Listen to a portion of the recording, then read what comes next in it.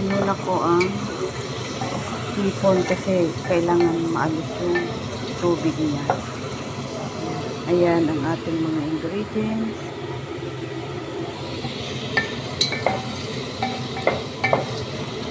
Ayan, pumapula-pula ng ganyan. Ayan guys, nilagyan ko na ng mantika at saka yung sibuyas. Halu-haluin na natin ganyan para sabay-sabay silang magluto. Ayan, inilagay ko na ang kamatis. Haluin natin. Lalagyan na natin sila guys ng spicy turmeric. Ito yung mix. Ito. Ayan.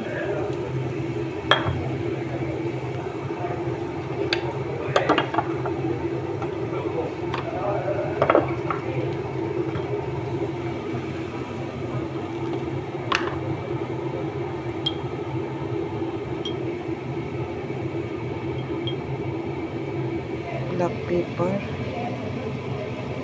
Ayan yung mga spice nila guys. Yan, haluin natin ya guys. Ayan.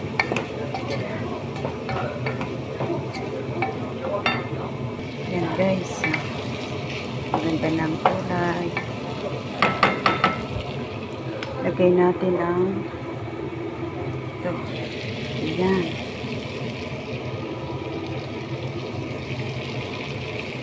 Ayan guys, haluin natin.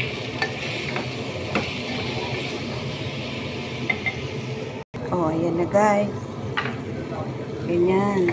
Tapos lalagyan na natin siya ng tomato paste.